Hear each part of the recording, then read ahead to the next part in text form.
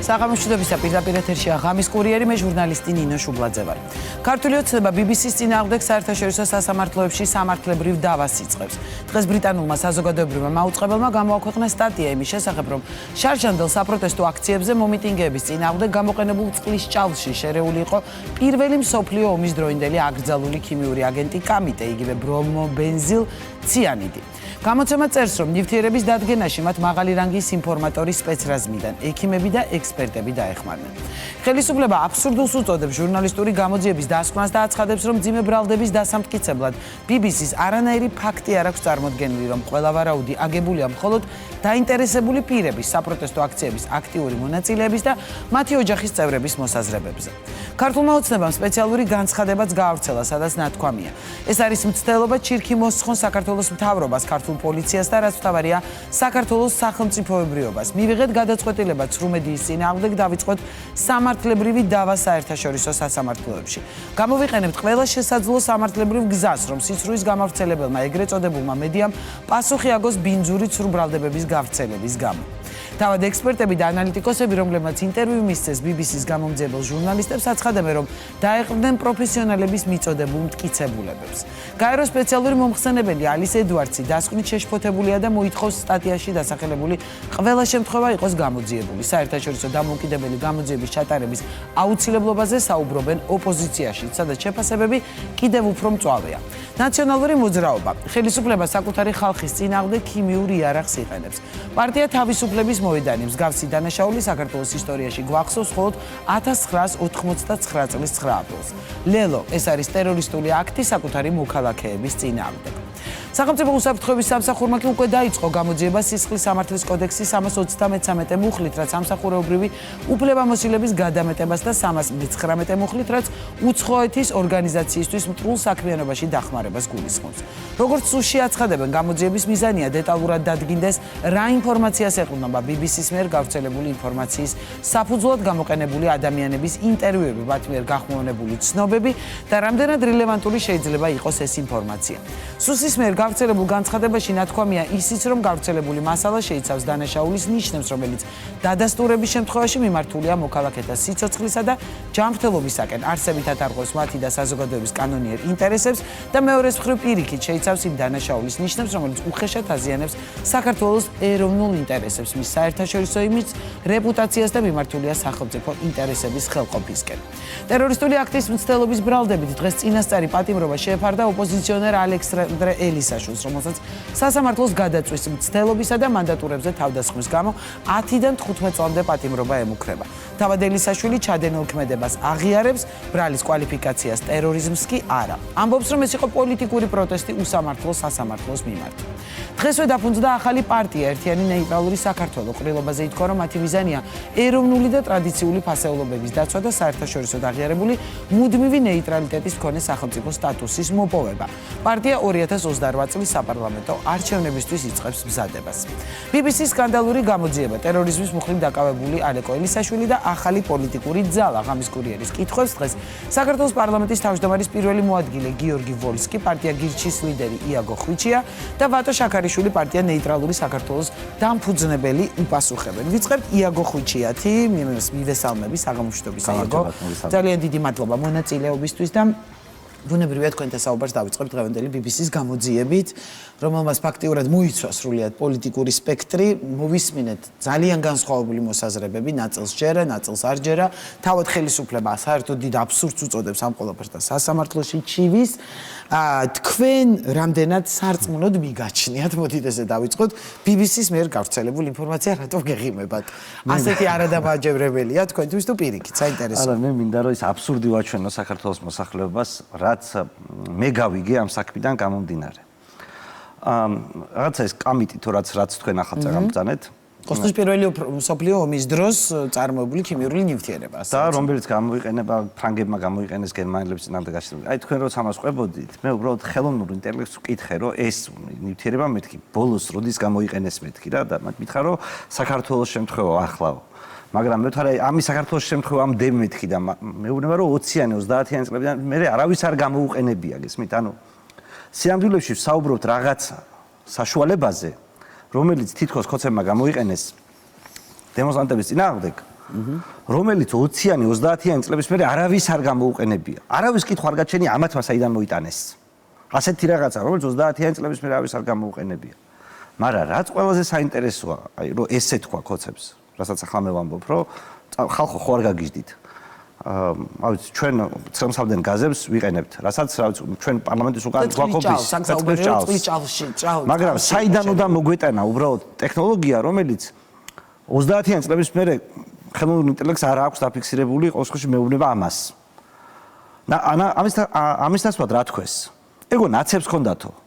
მაგათი ეგენი ყიდულობდნენ რომ შინაგან საქმეთა მინისტრის ყოფილი მინისტრის კომენტარს რომელიც მე გულისხმობ ქართული ოცნების კომენტარს, იმიტომ მე არ მინდა დავაბრალო ბატონ ახალგომელაურს ის რომ ახლა თვითონ გამოვიდა ის თავის ინიციატივით და უნდოდა რომ აი ამ იმაზე საქმეზე ნათელი მოეფინა და ეს რაღაცა ქართული ოცნების პოზიციაა ეს რომ მათ ის კი არ თქვეს რომ ხალხო რას ისულელეს გვაბრალეთ გიჟები ხო არა ხართ არამედ თქვეს რომ გქონდაო ჩვენო ეს ნივთიერება უბრალოდ ნაცებს აქ ნაკიდიო საქართველოს წინახელზე ნაკიდიო დაბჭო შენ თუ ამას ადასტურებ რომ შენ ეს გქონდა მაშინ იმ სასამართლოში ჩიუს რა პირებენ სადღაც იქ ვის უნდა აუხსნა ის რომ თუნდაც ვინმეს არ შეეშალა საწყობში რომ გედო რომ გადმოიბარე ნაცებისგან ნივთიერება რომელიც პირველი მსოფლიო ომის მერე არ ჩანს საერთოდ ის შენ გადმოიბარე ნაცებისგან ამას აღიარებ და არ აღიარებ იმას რომ გამოიყენე და აი თქვენ რომ მოსამართლე იყოთ და უცბად ნაცვლად იმისა რომ ელოდეთ რომ პასუხს გეტყვიან რომ გიჟები ხო არ ახარ საიდან უნდა გვეპოვა ეს ხო ამოღებულია ხო არ არსებობს ხო არ ვაწარმოებთ ხო არ შეიძლება მისი შესყიდვა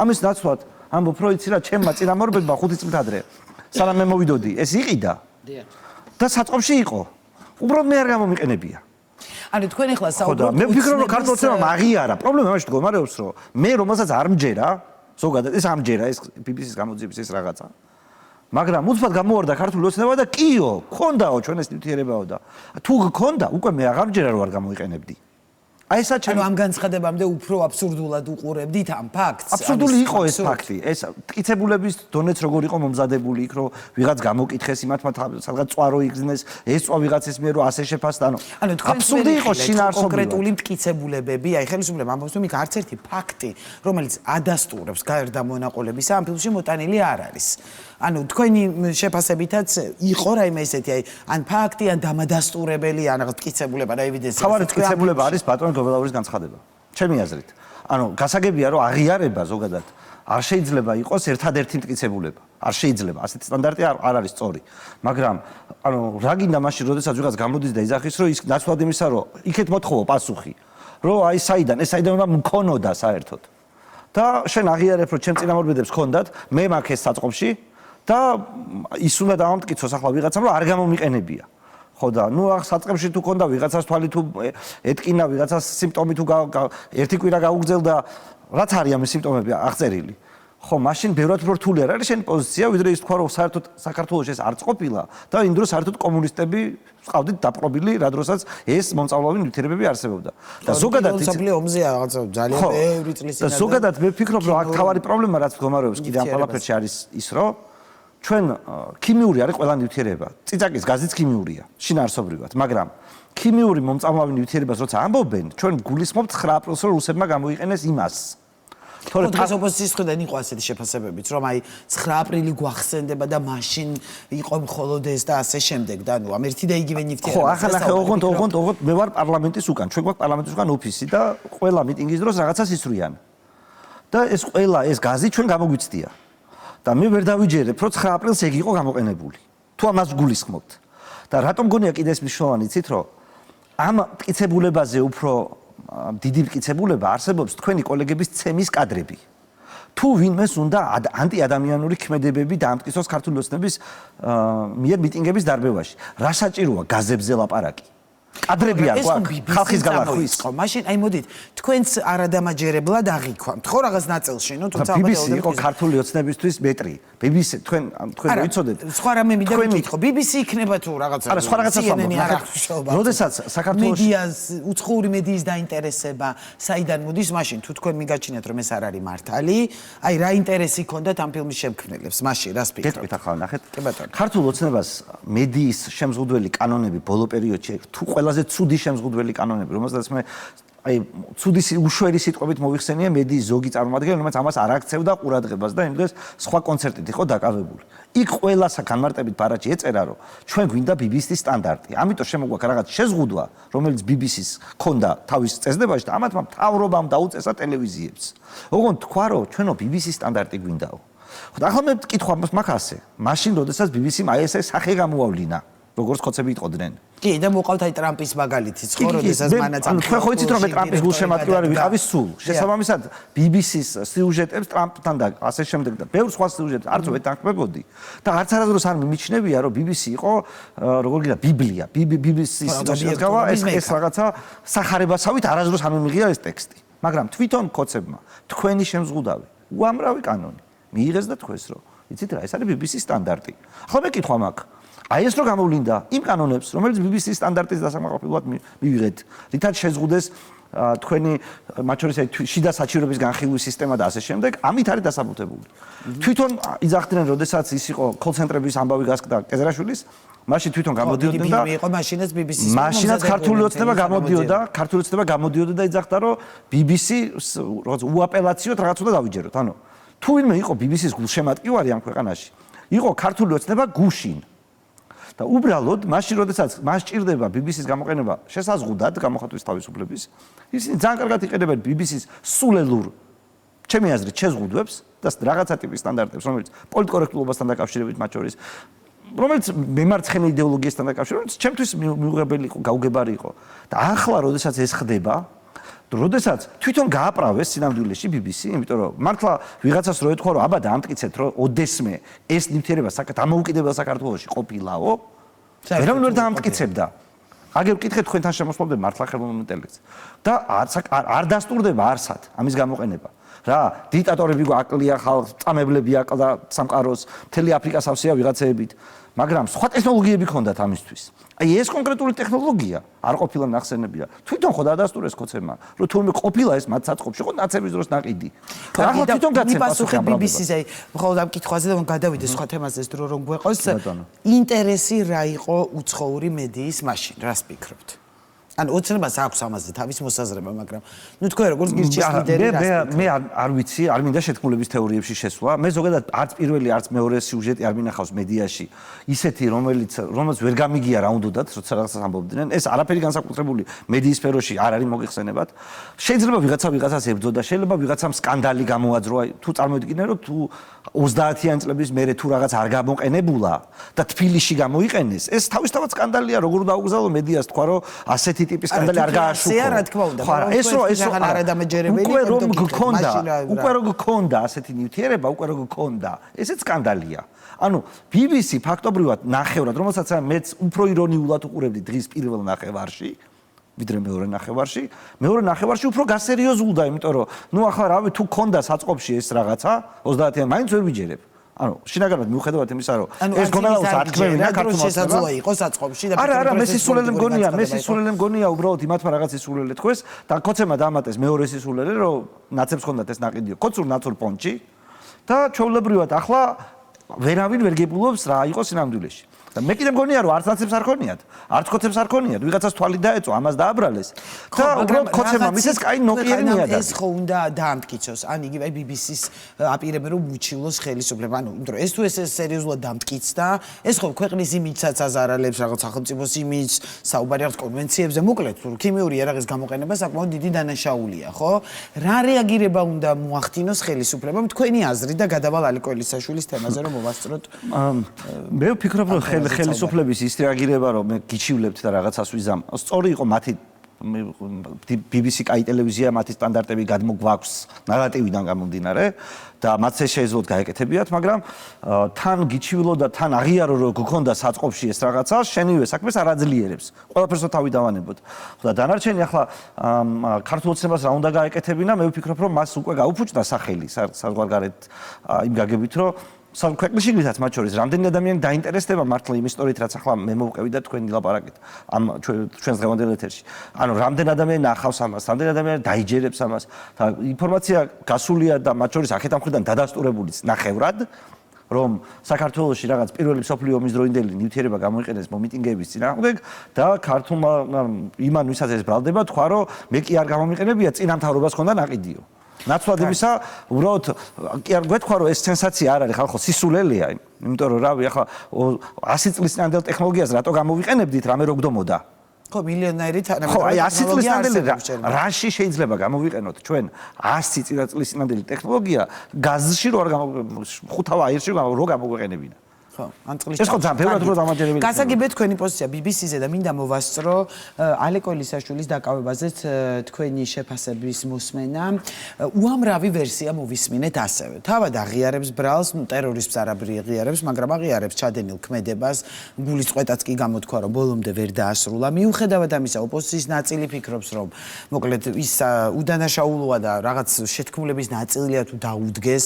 ნაწილმა კამერების და ის კადრების გარჩევა ალბათ ნახავდით ქსელში სადღაც თეთრი ფეხსაცმელი ასვია სადღაც ჩავი მოკლედ არ დასრულდა ვერსიები მაგრამ მე მაინტერესებს თქვენ რას ფიქრობთ რა მოხდა ანუ რეალურად ეს იყო ვისი პროტესტი რაღაც უსამართლობის წინააღმდეგ როგორც თავად ამბობს ბევრი ამბობს რაღაც ნაციონალური მოძრაობა იყო ოღონ არ მინდა რომ შემეშალოს რომელიღაც ოპოზიციური პარტიის კომენტარი ვნახე ვისაც თუ სააკაშვილმა საერთოდ ხო რაღაც საერთოდ არ ირწმუნა მისი ოპოზიციონერობა და თქვა რომ ის შეუშვეს ციხეში მოკლედ მილიონაერი მოსაზრება რომ წინასწარ დადგმული სპექტაკლი იყო მან თქვა თქვენი მოსაზრება როგორია რა გააკეთა ალეკო ელისაშვილმა სააკაშვილით დავიწყებ მახსოვს რომ ამას წინათ ხელი გაუწოდა ალეკოს ცოტა ხნის წინ და ასე მალე ცვალებადობა დღეს თქვა რომ ალეკო ასე მალე შეცვლილი იყო იმ სიტყვების მერე რაღაცა ხო შემოგზავნილი ყავთ ხოლმე პროვოკატორები რეჟიმებს საპროტესტო მოძრაობაში რომლებიც ფულის სანაცვლოდ ნებისმიერ საქმეზე მიდიან ელისაშვილის საქმე გავს წინასწარ დადგმულ სპექტაკლს დარწმუნებული ვარ ხალხი ამას არ ჭამს ეს დაწერა მიხეილ სააკაშვილმა არა ხალხი ბევრ ამას რო ჭამს სამწუხაროდ ეს მიხეილ სააკაშვილმა ძალიან კარგად იცის ბევრიც უჭმევია თვითონ და ისიც ძალიან კარგად იცის რომ ახლაც ჭამს და ისიც იცის რომ თუ გინდა რომ ხალხმა მართლა არ ჭამოს სახელი და გვარებით უნდა თქვა ის ხალხი რომელიც შენ ზუსტად იცი აი ალეკოზე უფრო ზუსტად იცი რომ სინამდვილეში ხოცებისგან იმართებოდნენ და ხან ერთ რო იძახი და ხან მეორეც რო იძახი სააკაშვილმა იცის ამას გულისხმობს ნაციონალური მოზრდობების ციხეში მე მგონი ნელა ის უფრო მოვააზდე ციხეში ეთყობა კიდე მაინც რაღაცა ილუზიები ქონდა და მე მგონი ეს მისი ეს ნარატივიც ამის გამოხატულება ხა დაჩეხება ამ ამბავს მე პირველივე დღეს ხო აი თქვენ როგორ შეაფასეთ რა იყო ეს პირველივე დღეს როცა მოვიდა ჟურნალისტები და ეს მკითხეს როცა არაფერ არ ვიცოდი თქვი სამი ვერსია უბრალოდ ყველა ვერსიას აქვს თავის პრობლემები პირველი ვერსია ალეკო დათვრა ქართულ ჯიგრულ პონჩი მაგრამ 10 წლიანი მუხლით არის ქართულ ჯიგრულ პონჩი დათვრა მხოლოდ ის არის რა სიმთვრალეში ხალხს გაურისკავს ამ ქვეყანაში და 10 წლიანი მუხლით ხო უბრალოდ ამ ვერსიასაც აქვს პრობლემები იმიტომ რომ თუ ეს გინდა თუ შენ გაბრაზდი მიხვდი რომ ქართველებს ამდენი რამე დაუშავა ამ სასამართლომ და მურუსიძემ რა შეშია მისი კანცელარია იქ გახსნის მე იქ არ იქნება დარწმუნებული ვარ ნამყოფი მურუსიძე იმას რატო შვები ანუ თუ დაწვა გინდა შესაძლოა იქ შეღწევა შეძლო ვთქვათ ხო და აი თუ იქ შერაღწიე თუ იქ ბენზინი მოასხი ერთი სპიჩკის გაკვრა რა მოხდა რა გახდა პირობითად თუ თვალი ხარ აი თუ თვალი ხარ და იქამდე თუ მიაღწიე იქამდე არა მე ამას ანუ ნეიტრალურად უყურებ მინდოდა არ მინდოდა არაფერ შუაში არ არის ვაფასებ რაც მოხდა რაც დავინახე მე ანუ აი როგორ გითხრა თუ პირობითად აი მართლა რაღაცის დაზიანება გინდა და თან 10 წლიანი რაღაცით რისკავ ხო შეიძლება რომ უფრო კარგად დააზიანო რაღაც კანცელარიაში სამი ცალი კომპიუტერი რას დაუშავებს ელექტრონული სისტემის პირობებში სამართლოს რა არ ეკნებათ გადანახული თუ რა მაგრამ ვინაიდან დათვრა კაცი და თვალი ბოლომდე არ არის ხოლმე ადეკვატური ამ გაგებით ეპატიოს მოდი ამ ვერსიისთვის თუმცა რომ გამოფხიზლდა მეორე დღესაც თქვა რომ არ ვიყავი თვალი ვერ მოვასწარი კიდე გაიგე ანუ ეს უნდა გამოირიცხოს მეორე ვერსია არის შანტაჟის ვერსია ვინმე ხო არა შანტაჟებს და მე ვფიქრობ რომ ეს არის ყველაზე სერიოზული ვერსია ალეკო ელისაშვილის საქმეში რაზეა შანტაჟი რაზეა ასე მოიქეცი შენ თორემ ჩვენ რაღაცას ვიზამთ და ასე რომ მოიქცევი შენ ჩვენ ამას გამოვიყენებთ იმისთვის რომ მე გამოვა ბატონი პარლამენტის თავმჯდომარე პირობითად და იტყვის რომ აი ნახეთ ტერორისტულ აქტს გვიწყობდა ევროკავშირი და მისი მეგობრები ბრიუსელის რაღაცა ალდე რაღაცა შმალდე ესა ის რეაქციაზე ელოდება ვალდეც ხო ანუ ერთი დაგაშანტაჟეს იმისთვის რომ მე ასე გამოეყენებინათ შენი ეს ქმედება და მესამე როგორ გითხრა შენ ჩალიჩობ იმისთვის რომ რადიკალური ოპოზიციური ნიშა, რაც აი მიშას უჭირავს ხელში და მაგიტომაც გამოეხმაურა მიშა, იმიტომ რომ აი გძნო რაღაცა ინსტინქტმა, რომ ეს მის სამორჩეველზე ღიტინი არის, რაც ახლა ალეკო აკეთებს ერთის მხრივ და შენ გინდა რომ ამ რაღაცაში როგორც რადიკალური ოპოზიციური ამორჩეველი მიიხმო და აკეთებ რადიკალურ გიჟობას, რომელიც რადიკალურ ამორჩეველს უყვარს. და რომელსაც ის დაგიფასებს და შეიძლება ეს შენ გესმის რომ შენ ამითი ფილტრავ შედარებით ნორმალური ხალხი არ მინდა ეუბნები შენ არ მომცეხმაო მაგრამ რადიკალ ამორჩეველზე რომელსაც უნდა რომ გადაწვას რაღაცა დაანადგუროს რაღაცა ქნას მიუხედავად იმისა რომ არაფერ შუაში არ არის კანცელარი სასამართლოს კანცელარის შენობის არაფერთან გადაწვა ეგრე შეგვიძლია ნებისმიერი სახელმწიფო უწყება დაწვა ნებისმიერი მნიშვნელობა არ აქვს ну და წახვიდე ციხეში ხო და წახვიდე ციხეში მაგრამ ხალხს აჩვენო რომ შენ ხარ ისეთი ნაღდი ოპოზიციონერი რომელიც მზად არის კანცელარიაში შევარდეს იჯაჯგუროს ნავთი მოასხას და მერე ჩაბარდეს პოლიციას და ისევე კონდეს იმედი რომ ხალხი ამათ შეჭამს იმიტომ რომ წინა არჩევნებზეც უჭამია იმის წინა არჩევნებზეც უჭამია და გგონია რომ სულ ეს გაგივა ამიტომ ამ სამი ვერსიიდან ამას შეიძლება ქოცების უწყობდნენ ხელს ანუ ხოცებთან შენ თუ მიხვალ და თუ იტყვი იმას რომ იცი რა მე აგერ ასეთ გიჟობას შენ კი არ შეგეხები აი ეს შენს ერთ ამორჩეველს არასდროს არ გადავედი და მიშას ამორჩეველზე ბოლომდე შევჯდები ოღონდ აი ხელი შენ დამეხმარე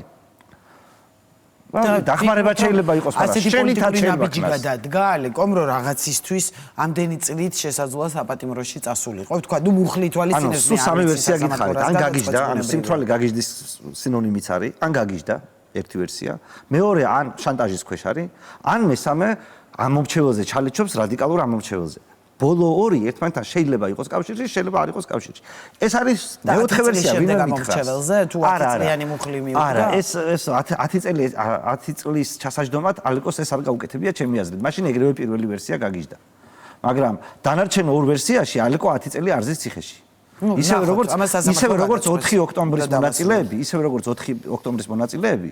ჩემი აზრით 10 წელი არ ჩაჯდებიან ციხეში და მე ორივეგან ალეკოს кейსზე და 4 ოქტომბრის ანუ შეუმდგარი რევოლუციის ავტორები და რეჟისურას ხედავ. აქტის აქტორები თუ ორგანიზატორები მალე გამოვლენ ამის თქმა გინდათ რახან 4 ოქტომბერიც მოიყვანეთ. არა, მე ამის შემოქმედები იცით რომ ჩემი პოზიცია ის არის რომ ქართულ ოცნებაშია და სწორედ ისინი აორგანიზებენ სხვადასხვა ფორმით ასეთ რაღაცებს რომ არასდროს ხალხს არაფრის იმედი არ ქონდეს და ოპოზიცია არაფერს არ გავდეს. ყოველთვის იყოს ისეთი რომ ხალხმა ხელი ჩაიქნიოს. ამის ქმედებაა ეს თორე ან 4 ოქტომბერს რა ეთყობოდა გააზრებულის ან ალეკოს ამ ქმედებას რა ეთყობა გააზრებულის. მადლობა დიდი იაგო რომ პასუხობდით ჩვენს კითხვებს. იაგო ხვიჩია, გირჩის ლიდერი საუბრობდა ღამის კურიერის პირდაპირ ეთერში.